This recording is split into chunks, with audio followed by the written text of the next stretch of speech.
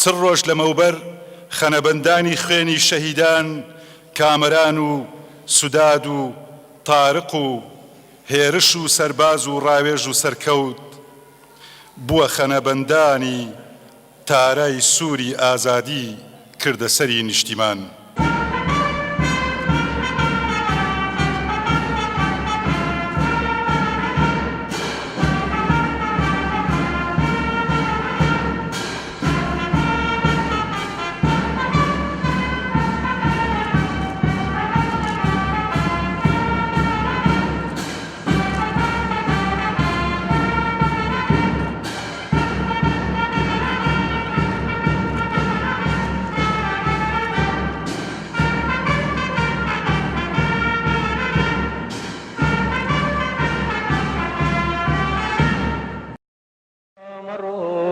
جێمان دێڵی تاکە ژیان بەری ناسەر هەروە بەوێڵی تاکە غەوی ئەم میڵەتە بگرینە باوەش تاکە لە سۆزی باوکێتی ئەماکەی بێبەش ئای ئەماکەی بێبەش.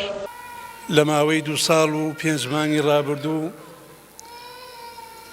گەلەکەمان و هێزی پێشمەرگە و هێزەکانی ناوخۆ 1604 شەهیدمان تا ئێستا کردۆتە قوربانی ڕزگاری خاک و هەرێم و گەلەکەمان و زیاتر لە 9,000 بریندار لە پێناوی گەڕانەوەی ئازادی و دیموکراتی بەو ناوچانە و گەڕانەوەی ئەو بەشانەی کە دابڕابوون یا دابڕێنرابوون لە کوردستان گەڕاوەتەوە سەر هەرێمی کوردستان.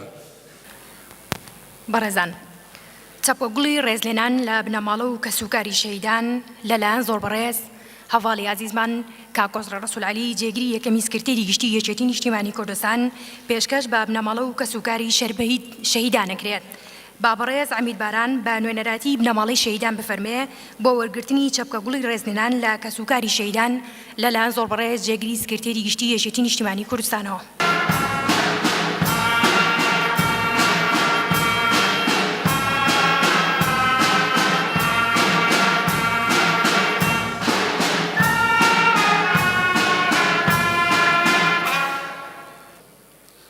زۆریش ئەستەمە مرۆڤ بتوانێ لە بەردەم خێزانە کۆستکەوتووەکان بوەستێ کە هاوسەر و ئازیزەکانیان شەهید بوو بن.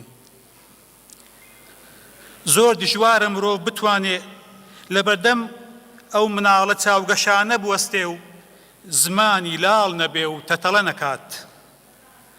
هیوا و ئیرادەمان بەو جۆرە بێ بە دڵنیاییەوە سەرکەوتن بەدیەهێنین و ئامانجەکانمانە پێچین. لەخوای گەورە داواکارم ڕۆحی شەهیدانمان بە باشتی بەرین شاد بکات و سەبووری هەموو لایەکیش بدات. قوبات تاڵەبانی جێگری سەرۆکوەزیرانی هەرێمی کوردستان.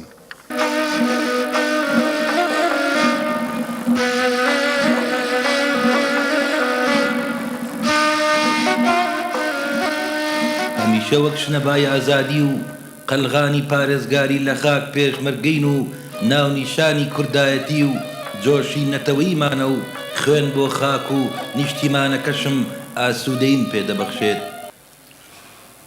ئازیزان، لە دەزانی شەهیدەکانمان بۆ ئێمەی کەسوکاری شەهیدان هەر تەنها ڕۆیشتنێکی ئاسایی نەبوو، بەڵکو سەرتاپای ژیانمان گۆڕا و هەست دەکەین لە دوای شەهیدبوونی باوکو و برا و ڕۆڵەکانمان سەروەری و سەرمایەکی ئەزگار گەورەمان لەدەست و کە تا ئەبەد بۆمان ناگەڕێنەوە.